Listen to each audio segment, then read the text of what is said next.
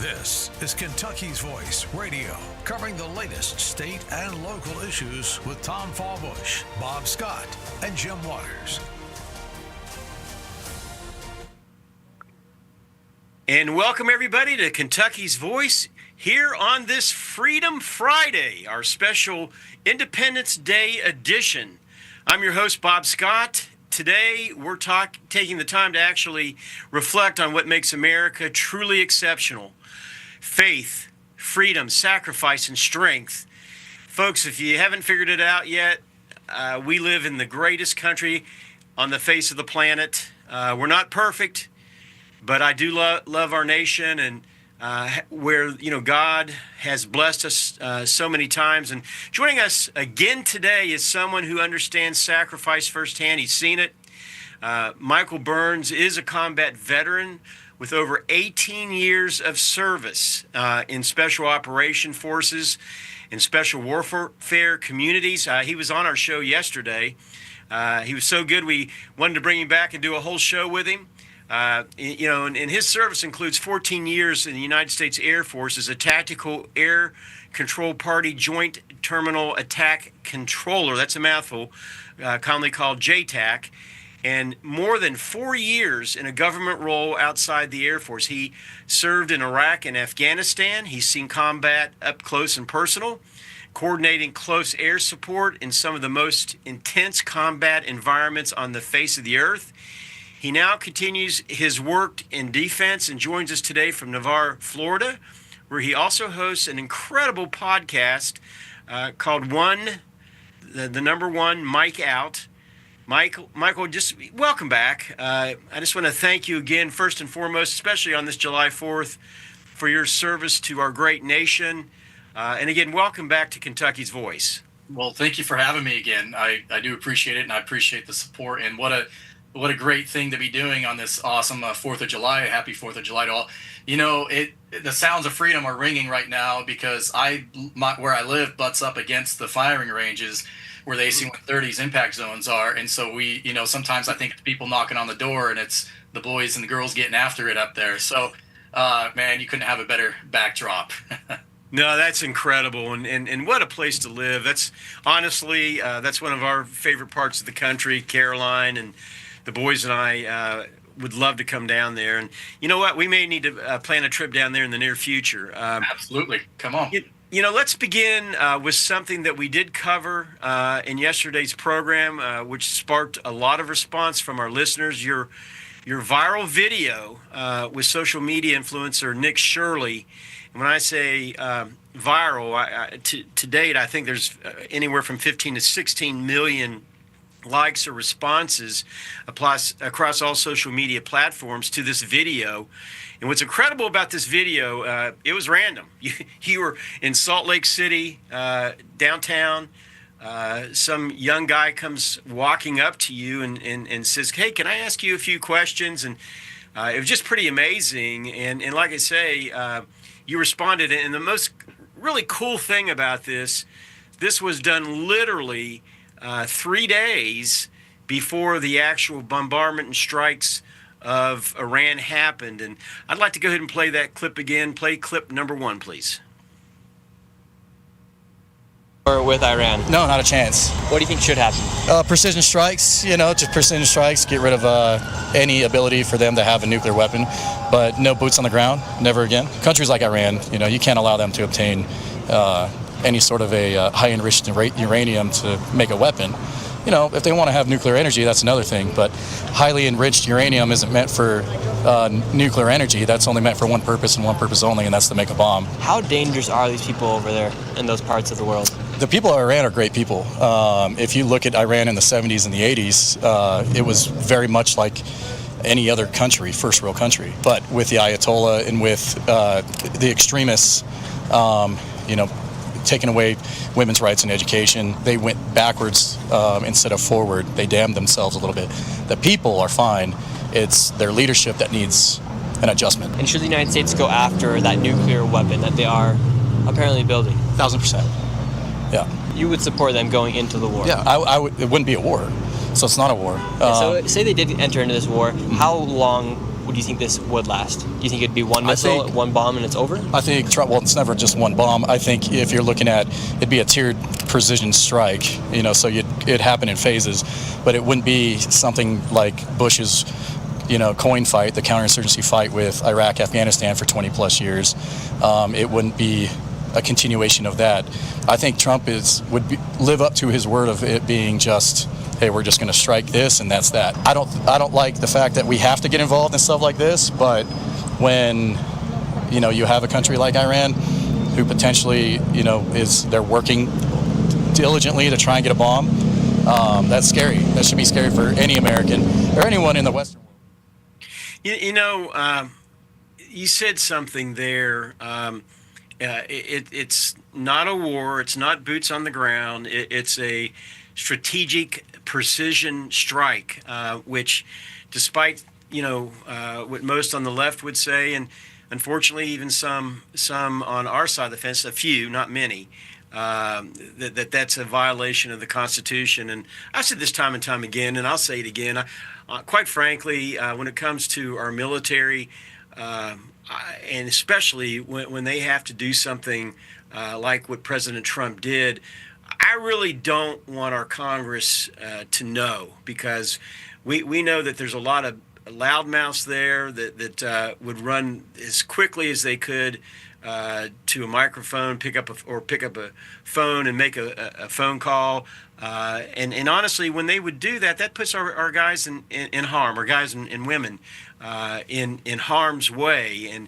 And that's again, thank you, for what you said to Nick, that this was a very strategic type, strike that happened. Since you said that, there's been tens of millions of people that have seen it. What was, honestly going through your head when Nick stops you for that interview? Well, first off, and yes, there are a lot of General Millies out there who would run and pick up the phone and call the adversary.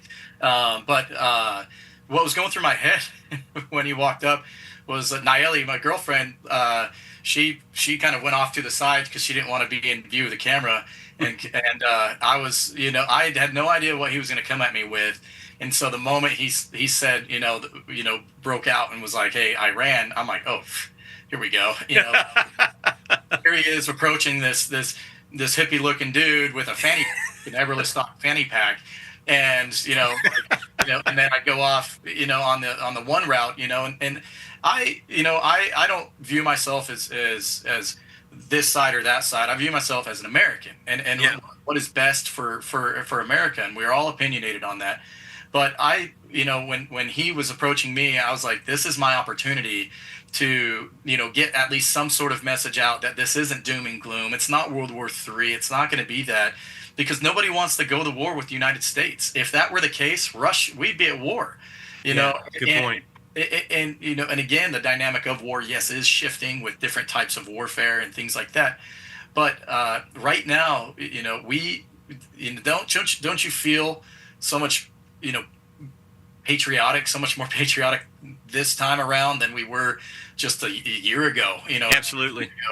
And we have a sense of it's like we ate our spinach, back, and so I was just like, I need to get this message out. And then that's when I found out that this was actually a gentleman who had gone viral and right, following. And I was like, oh, good, so. Well, I don't get on the platforms that often, and quite frankly, I'd never heard of him, but then, when I started going to his platform and looking, I follow him now, I'll be honest with you, and the fact that, and I'll say this, and this is what's really encouraging, you've become a rock star, dude. I mean, just by what you said, the comments were a flow of nothing but praise and admiration for you. A lot of comments, the fact this guy obviously knows what he's talking about. This is somebody that has been there, and able to describe, to it. And this was before the strikes actually happened. Now, and then obviously more comments have come in since the strikes happened, which, like I say, you've been elevated even to a higher plane of greatness, if you will, with regard to it. But it's really just you being an operator on the ground, where you have embedded with other troops on the ground. And a combat controller is a very serious, very dangerous position to assume, and honestly one of the most difficult I feel in the military, because you're calling in airstrikes. You're like an air controller, but you're actually on the ground, taking bullets and taking enemy fire, and calling in airstrikes that can literally save the day for your crew. Is that correct? That's correct. And in the Air Force, one correction we have, there's two different career fields that have JTACs, Joint Terminal Attack Controllers, which is one is combat control and the other one's TAC B. We have a friendly rivalry with each other of who's better at calling in airstrikes, but TAC B takes the cake every single day. No, that's awesome. And we have just a little over a minute to go in this segment. What message do you think the strike sent, not just to Iran, but to our allies and to our adversaries in the world? That we're no longer on our heels. We're no longer going to sit on our hands. That we are going to take it to you. That we're going to come through on our word. If we say we're going to do something, we're going to do it. So you have a certain time period to come to the table. It's going to cause, just like with tariffs and everything, you've seen all these nations come back and hey, let's negotiate. You're seeing the same thing going to happen with this. Yeah, it's really encouraging, and for sure the strike has been an unmitigated success. We'll be right back with our second segment with Michael Burns, and we're going to be talking about Independence Day, service, and Air Force Special Warfare. Stay tuned. You don't want to miss it. More on Kentucky's Voice after this break.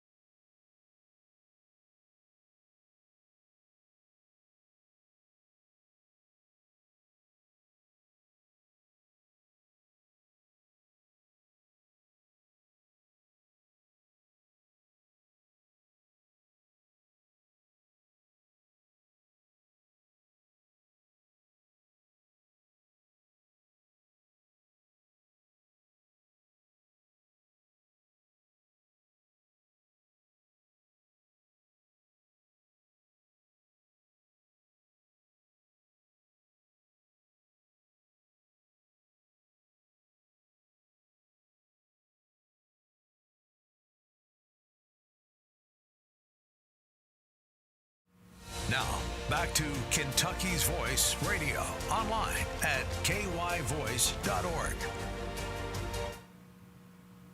And welcome back to Kentucky's Voice. You can text us at 502-571-0970 if you have a comment that you'd like to make regarding today's show.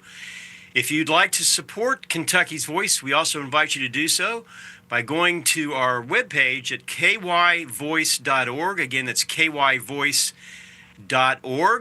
I am excited about our program today. We are very, very blessed to have Michael Burns joining us. And I don't think I mentioned this in the first segment, but in the spirit of full disclosure, Michael is literally a part of the family on my wife's side of the family.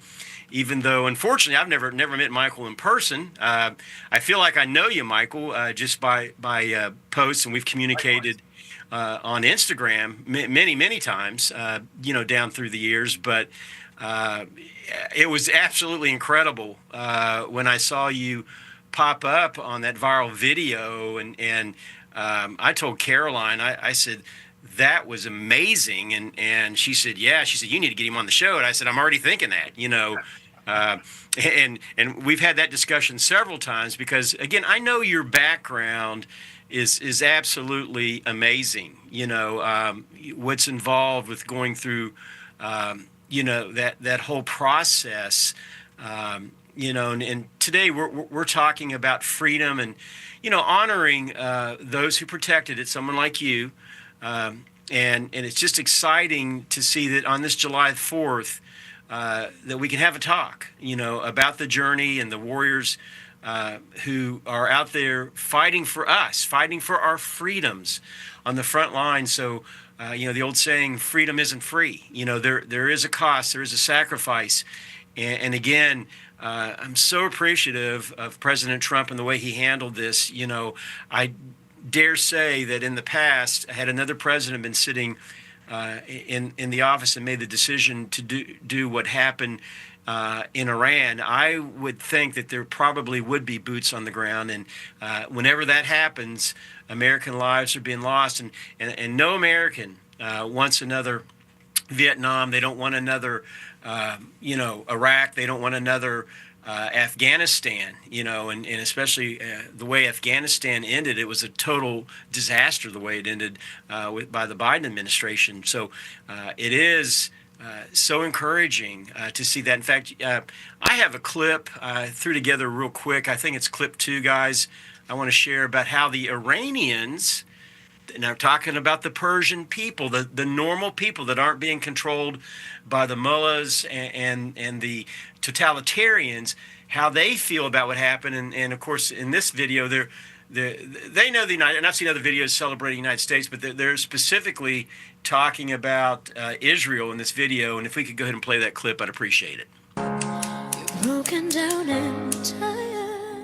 Peace for the Middle East, IRGC's terrorists. We Iranian, we stand with Israel and Israelis people. People of Iran are looking forward to seeing you in Tehran.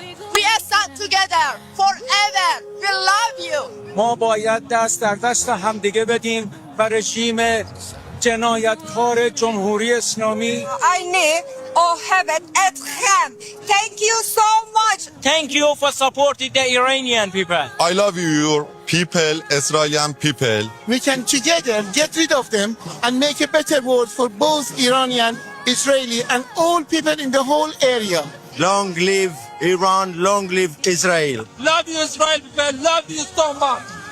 It is the last breath of this Islamic Republic. Keep going.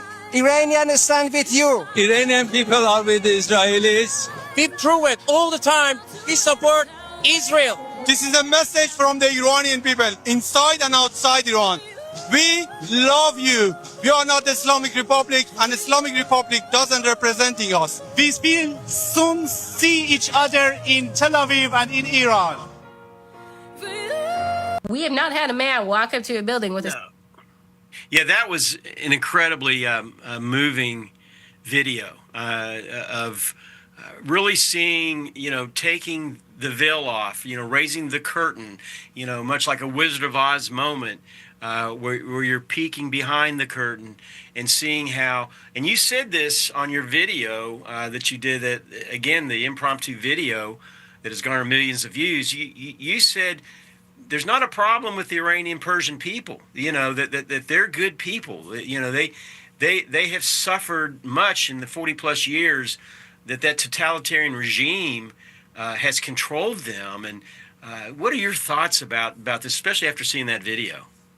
My thoughts on that is, one, how grateful I am to be an American and to live here and be on such a day that we can celebrate, our nation's independence.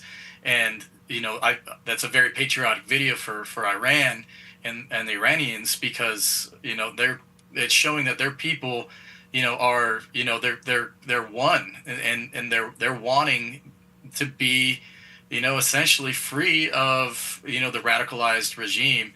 I think, it sends a message, and it's brave for them to do that, considering what those types of governments will do to people who speak out against the government. It's not. It can be jail time, but it can be far worse. I mean, obviously, where they torture you and kill you. Yes, absolutely. So I think the message it sends, it helps recenter, I think, a lot of Americans. It helps us realize, like, hey, maybe let's put politics aside and do this and stop with this knee-jerk reacting just, to this side or that side, and listen to those people and realize, hey, you know what Trump did, what Trump did, what the United States did was actually a good thing. And, now maybe they can use this as a catalyst to go one further to start a regime adjustment or change. Yeah, and get to a point where some actual dialogue can start happening. Do you think a regime change is going to happen? I mean, do you think that we are now on the precipice of that actually now occurring?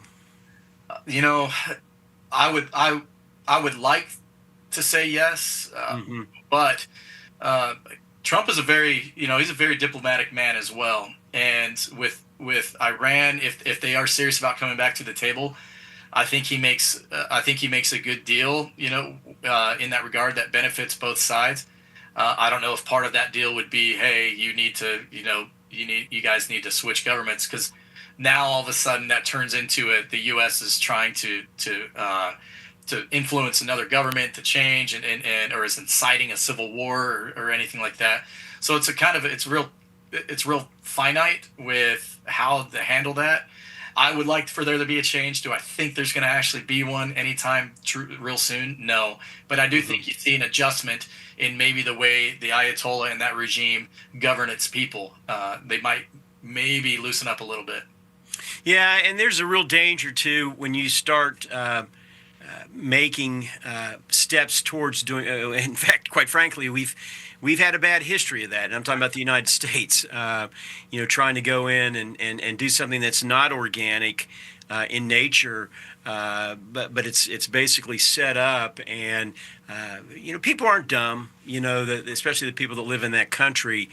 They know what the deal is and what's coming down, and quite frankly, I wouldn't like it. If I saw China or Russia or what I consider an enemy of this country coming in, and they are, they're sort of doing that behind the scenes, but coming in and start doing that thing in our country. What are your thoughts about that? That's another thing where whenever the U.S. reacts or does anything like this, and all of a sudden other countries start to look. And they start to keep a close eye on the United States. I think countries such as Russia and China. You're seeing what Russia's capabilities are in Ukraine right now. It's almost like it's like a preview for us to see. Okay, this is how they operate. We just got out of a conflict, a 20+ year conflict in both Iran and Afghanistan. We're pretty well trained. We're pretty well equipped. We've been playing games while they've been playing, scrimmages. And so we're ready to go in that regard. But I think we got to keep a close eye on them still. Yeah, man, we're about out of time on this segment. Again, my special guest today is Michael Burns, combat veteran. He's been there on the front lines. He knows what it's all about. And stay tuned. We're coming up. We're going to be talking about, is America ready? There are sleeper cells here. How are we prepared to handle that? Stay tuned. We'll be right back.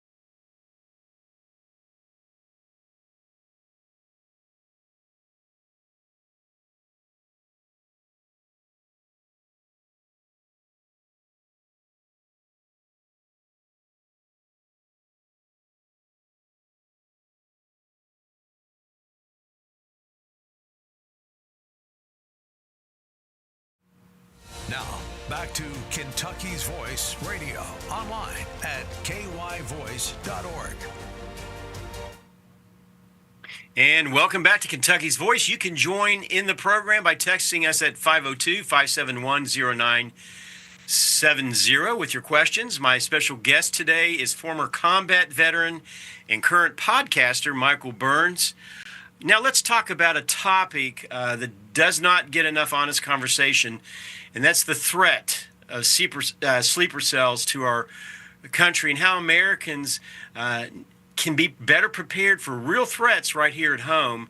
I got to tell you, I have had several people from Scott Mann to Glenn Kelly, on my program, Michael Burns, and every single one of them, to a man, says that they are here, the enemy is here at our gates, and we need to be prepared for that, including CIA analyst Sarah Adams.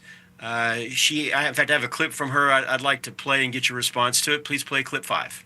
Not had a man walk up to a building with a suicide vest on the United States. Americans don't understand this. Al-Qaeda knows this, right? So this is new and innovative, especially now. You don't have to walk upside of the building. You can walk in the building because of the advancement of the vest. The other thing is, in the United States, we haven't had Fideian attackers. So the concept is the terrorist fights to the death. So he's not exactly a suicide bomber, but he will fight till either all of us are dead or all of his people are dead. We think it's going to be a swarming attack, right? Multiple different attacks at one time across multiple cities. We think there will be suicide bombers just because some of the attackers went through suicide bomber training and they have these vests. And then we think there's these Fideian attackers who will carry on until they're killed. You just rephrase that. So these guys are trained and they are going to fight until they're killed. Yes, and that matters, right? So I was watching this video and it was a suicide bombing in Kabul years ago. The bomber blew up and then everyone starts moving in. The first responders move in, right? And then another guy walks in and blows up. We know this is a tactic, but if Americans don't understand this as a tactic and don't understand these attackers are going to fight to the death, think about that. Battle's going on, the attacker surrenders, he might have the suicide vest, we let our guard down. That man came to die, right? He's going to fight till he dies or you dies. So we can't let our guards down, and they know our weakness. So we have to be very careful that we don't have more people die in these second and third order effects of not knowing their intent. We have not had a man walk up to a building with a suicide vest on the United States. Of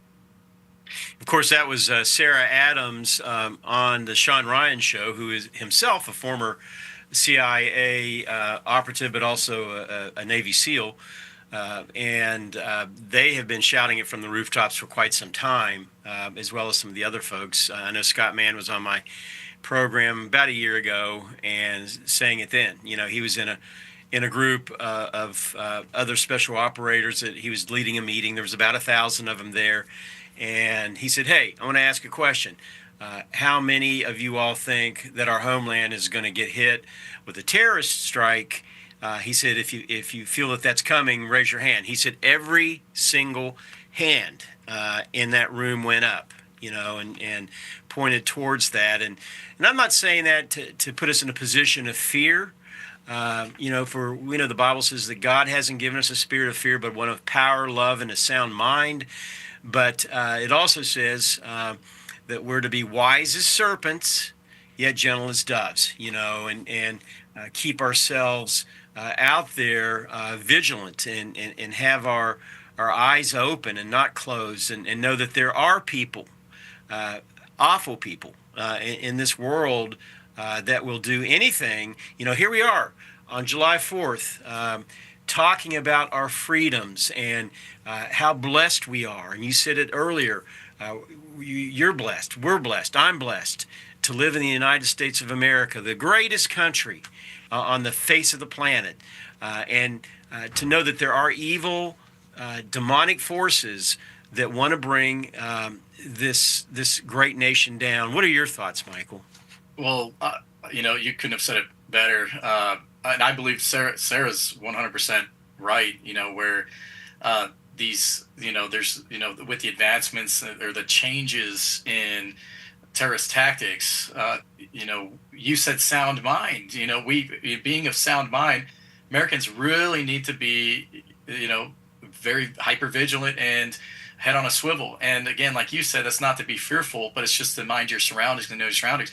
When you're driving a car, when you're riding a motorcycle, you need to be hyper vigilant. Why? Because there's potential threats out there that, they're not planned threats, but you might encounter one. With these new groups coming up, and again, with the border and its situation up until just recently, meaning there's so many that have already come across and are here, and then these attacks can serve as a trigger for these cells to awaken and start to operate, or for lone wolves to become inspired. Now is a time, because we live in a country with what, 300 billion, 350 billion, just about. Yeah. The more people there are, the more ideas and opinions there are, and the more people it can become, as we've seen with left versus right, people becoming radicalized on one side or the other. It's people react now. We don't live in a world anymore where you didn't see these sorts of things happen all the time. Sadly, these are things we need to kind of expect and be ready for. And mitigating factors would be avoiding large crowded areas, saying, I was able to, it's so easy to check a firearm with TSA to go from a red state to red state with reciprocity, to carry, declare a gun and take that with you. The streets of Salt Lake, I had one in my fanny pack, and everyone was saying, because you never know where you might be when something happens. That's right. And you want to be able to, I call it the 3Ds, my 3Ds, which is de-escalate, disengage, and depart, which is get off the X, get the heck out of there. And if you can avoid it altogether, avoid it. Now, you don't want to have to sacrifice quality of life, going to events, things like that. But there's ways to bolster security and whatnot to be ready for these type of Fidean terrorists, or these, people that might not look like they should be there, or someone's acting suspicious. So, whenever we as a community are hyper vigilant and report what we see suspicious activity, that's when we can stop it and mitigate it. Yeah, it's interesting too that you were in the Air Force, and so many people incorrectly view the Air Force, and of course the primary mission is using airplanes to carry out the mission, but it's far more than that, right? Yeah, absolutely. The point of those airplanes is to get bombs on target, to go kinetic. That's the ultimate reason we have an Air Force, is transporting equipment, so that then we can utilize that equipment to put on other airplanes to then be able to destroy and neutralize bad guys. And the United States Air Force, it gets the rap because, Air Force, and we don't really, there's only a few combat oriented jobs in the Air Force. And they recently rebranded it from Battlefield Airmen to Air Force Special Warfare. And that predominantly consists of 4 jobs, which would be your Tactical Air Control Party, Pararescue, or your PJs, Combat Controllers, and SR, which stands for Special Reconnaissance, formerly known as SAO-T, Special Operations Weather Team. And these different jobs, they're all boots on the ground jobs. TAC B and Combat Controllers, we provide a joint terminal attack control mission, meaning getting kinetic effects from airplanes onto targets on the ground in close proximity to friendly forces, to ourselves, to our Army brothers, Marine brothers, Navy brothers who we're with on the ground at that moment. Your pararescue are your medics, essentially. They're going out behind enemy lines to get down pilots. You got to be specialized there. And then you have your combat controllers, who they talk to airplanes. They're air traffic controllers that can jump in, and they're badasses. Sorry, part of my language, but they are, and they take over an airstrip, and they also can do the JTAC mission as well, because they're already privy to what the lingo is to do their air traffic control job. And then special reconnaissance, and they're more, hey, your weather. So before I go out on an op, this guy's going to let me know what the weather patterns are going to be. Is it good to go now? Do we need to delay? Things like that. So a lot of good things, but a lot of, like you said earlier, with being the JTAC is almost the 911 button, or it's Trump's Diet Coke button. Hey, we need to neutralize right now. Hey, JTAC, get me some birds right now. And now we're calling for them, and we're neutralizing it. And you can take out, 200 insurgents, with one set of F-16s or set of 15s or what be it, where you just help save the lives of 2 platoons of men and women, and with just a few bombs.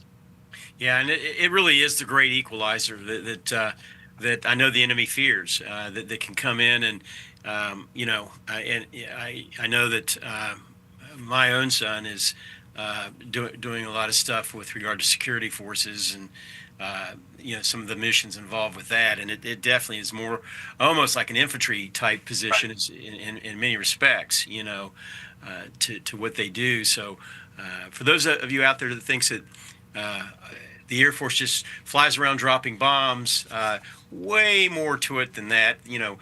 Thank God they have that capability, but there is a lot more to it. Getting back just real quick, we have a couple more minutes to go in this segment.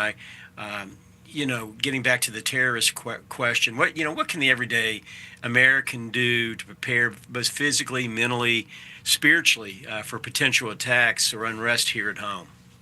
Well, I believe waking up with a sound mind every morning, and that means, and a lot of my military community brothers and sisters, waking up without a hangover. You want to wake up and be ready for the day and know what your routes are to work, and if you have the ability to switch up your routes to work, switching those routes up to work. Yeah. And checking, if you want to take it one further, if you work in a job that's a government job or whatnot, where there's people counting cars and taking pictures of cars that are leaving base going to and from, and so they know, hey, over a certain period of time a pattern of life is developed and achieved, and so now they can start to say, hey, that car, they work on base, let's follow them home, and then let's put something to on their vehicle. So checking vehicle checks, and it might be a little might maybe overkill, but certain things like that, head on a swivel, reporting suspicious activity. And, first and foremost, you are your number one defender, knowing how to get yourself out of a situation that's gone violent or gone physical, and knowing where your safe routes are to get yourself off that X. Yeah, and I like that advice, Michael, knowing yourself how to get out, of that situation, and be prepared to use your Second Amendment rights if that should present itself. You are listening to Kentucky's Voice. My special guest today is Michael Burns, combat veteran. We're going to be right back with our final segment. We're going to be talking military strategy and why peace requires strength. Stay tuned. More coming up after this break.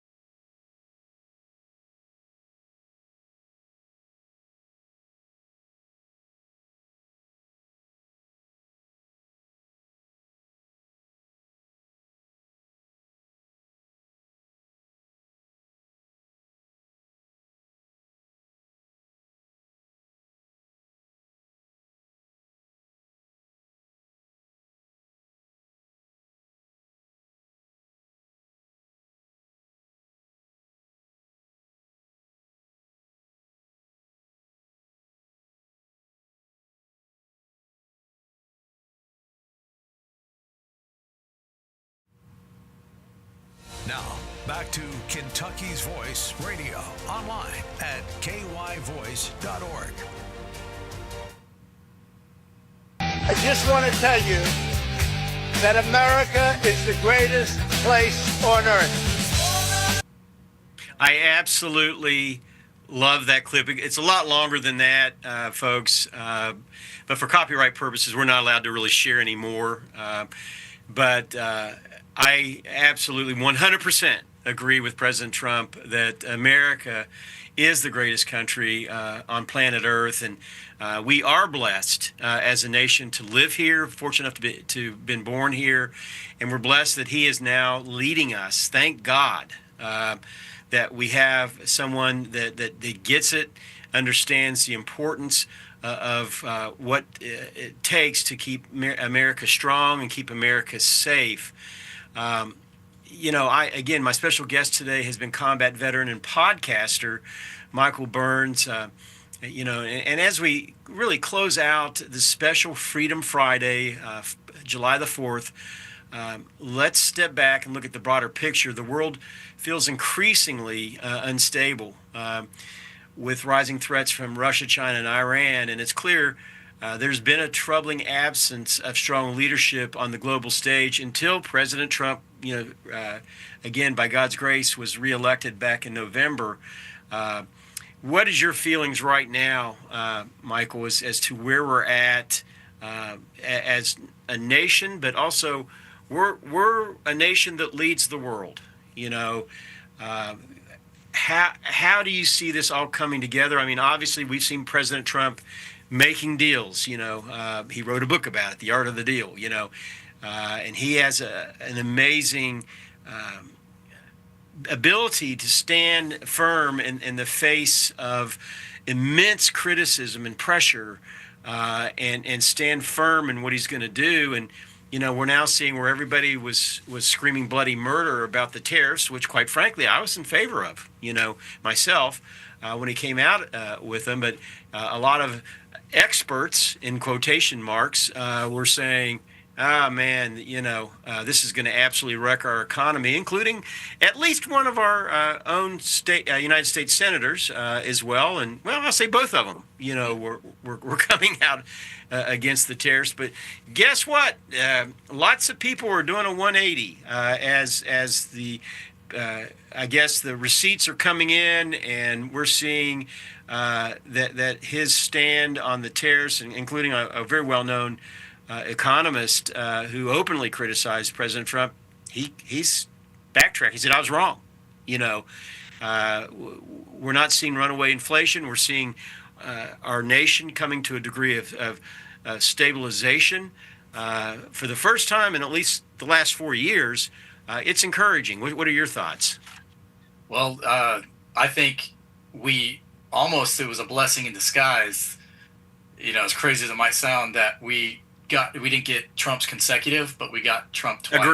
Agree. Because what he's doing now, we were able to get a glimpse of what the other side would do and what their agenda truly was. And people were, quite frankly, they were very sick of it. That's why Trump got voted back in. Trump is exactly the person we need right now, the businessman that he is. All Trumpisms aside, it's him. He's exactly who we needed right now. Yes. For this country. The feeling that it gives me, knowing this, there's two. I'm kind of, I'm stoked. I'm happy. I'm pumped up. I love what's going on right now. I'm a forecast. I always look ahead. I'm looking at the third, fourth, fifth order of effects of things, and I'm like, okay, who's next? Who's going to be coming down the pipe? Because the other side's fighting just as hard and diligently to make sure a Trump 3.0 doesn't happen or a Trump 4.0 doesn't happen. Just like going back to the whole terrorist question of, we got to stay hyper vigilant. We got to stay on our feet, seat of our pants, and we got to, make sure that we're getting out there and we're making sure that we're voting in the right people into these spots. But I'm happy. I'm so ecstatic that Trump is here. He's doing what he's doing. He's coming through on his word. And a lot of people, like you said, are backtracking, doing the 180, saying, maybe I just need to chill out for a second and give this man a chance. It hasn't even been we're only in August, July, so let's see where this goes. Yeah, it's encouraging, to say the least, and I feel without a doubt we are in good hands, much more so than we were a year ago. And I think you would be the first to agree, being someone that's literally faced death, and multiple times, doing arguably one of the more dangerous jobs that can be done in combat, in intense war zones. Would you say that, and I think you have said before, that strength deters war? Can you explain that from a strategic and historical perspective? Well, it's like the old adage where they say, if you want peace, you got to be prepared for war. In order to be, if you take it back and take everything from the big scope to a soda straw, so from big to small, and put it in a microcosm, it's no different than preparing your own body for the daily rigors of life. Of keeping yourself fit, keeping yourself healthy, treating your body and treating yourself good, and right. And same with your family, treating your family right, making sure there's good cohesion there, things like that. There's strength in all of that. And so, and there's peace found in all of that. You're strengthening the family bond. You're strengthening your body, so that you don't have to have a harder time dealing with a problem that might come down the pipe later on. And so with the nation in the grand scheme of it, with us, the United States being as strong as we are, and we need to keep getting stronger, we're able to help maintain the peace. Look at Iran. Their response was very weak. There was a reason for that, because they saw the strength, the little bit of strength from the U.S., and they're like, we don't want to mess with that. Russia and China, no one really truly got involved. They're like, oof, we don't want you to do it. Oh, they did it. You know what? Okay. Type thing. So that's where we find that peace. Someone has to wield that stick. And, I've seen a lot of people say, why does the U.S. have to wield it? Because we are the greatest country on the planet, and we are the freest country on the planet. And without that country holding that stick, and you give it to someone else, then guess what? That's when you have another global war on your hands. Yeah, going back to the days of Teddy Roosevelt, speak softly and carry a big stick. Absolutely. And I think that's a pretty good advice to follow, and certainly one that President Trump does seem to be following. And despite that, critics are saying that America is too involved around the world. Why do we need to maintain a global military presence? Well, I would say, I'm not a fan of us being the police for everyone. I like how we were like, hey, Israel, you want to spearhead? Go ahead. Back in Trump's first term, when he was letting the French lead the NATO op for the first time ever, because it was always spearheaded by the United States. But I think it's nice for us to kind of linger in the background to let people know, hey, we're still there. When in Afghanistan, air power. There were times where I didn't have birds on station that could go kinetic. I had EW birds, electronic warfare birds, or some. What do you mean when you say kinetic? I mean just engaging in the battle. Yes, going bombs to the ground, essentially, air to ground. And so, but the enemy would hear those engines up there. They would hear those. We call them burning dinosaurs. You would hear the engines up there, and that would deter the enemy from wanting to engage us. But they didn't know that those weren't fighting birds. Those were just, but it was strength. It was peace through strength. Essentially, they knew what might happen to them if they engaged. Yeah, and what happens to the world if the United States were ever to retreat and project weakness? I think we saw that in the Biden administration, but briefly, what's your thoughts about that? We saw it in Obama too with Iranian with those sailors, and so it's amazing to me how much ground Trump has been able to cover and pick up. It really is amazing how much ground we lost. Yeah, so much with Biden and whatnot, and Trump just came in. And he's, again, and I wasn't, it's almost like a lot of people say, oh, these are Trump worshipers and this and that. No, it's just refreshing to have someone come through and follow through with what they said they were going to do, almost on every single thing that they said they were going to do on the campaign. And it's a breath of fresh air. Trump has made up so much ground. We are 100% back. And right now, we have no other than Syria and Iraq, and those aren't even, real engagements in terms of, I'm talking more Afghanistan, Iraq, initial push levels. Yeah. We're seeing, where we don't have a lot of military service members in these war zones or in these combat zones. You have a couple here and there, but not like it was. And that's because Trump came through on his promise of no new wars, and he's going to stick to that. Yeah, amen to that. And final question, as someone who's given so much for this country, what is your message today to Americans as they celebrate the 4th of July? I would say today, if you didn't wake up with a smile on your face, I would go back and reassess as to why.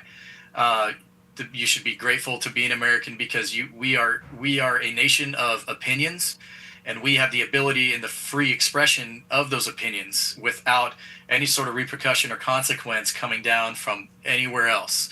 The mere fact that we're able to have these fights with each other and these debates and arguments with each other is a testament to how great our country is. Yeah. But it's also fragile. Yes. And we can lose it very quick. And so that's where, we have to be very loud, and we have to be out there on the front lines of our own country to make sure that we can maintain those freedoms. And we come to the defense of whenever anyone's trying to take them away. Yeah, amen to that. And Michael, again, I want to thank you for taking the time to be on the show. We're going to have you back because folks, we just touched the tip of the iceberg of other things. I'd like to even get into some discussions on some of your missions that you've taken. But if somebody wants to get about a minute to go in the program, somebody wants to listen into your podcast and get to know more about you and the things that you do, how would they tune into that? So I'm on Instagram, one mic out, the number one mic out, and then I'm on everything else is spelt out, one mic out. And then I just recently got on TikTok. I'll get into that later, but also one mic out, spelt out. And that's, it's just me putting out my thoughts and opinions on things, So. Well, and you obviously have good thoughts and opinions. At least about 15, 16 million people think so. And it's been a blessing to have you on this 4th of July. And folks, we thank you for tuning in. Never regret the nation that you live in. We live in the greatest nation on the face of the planet. God bless you. We'll see you next time on Kentucky's Voice.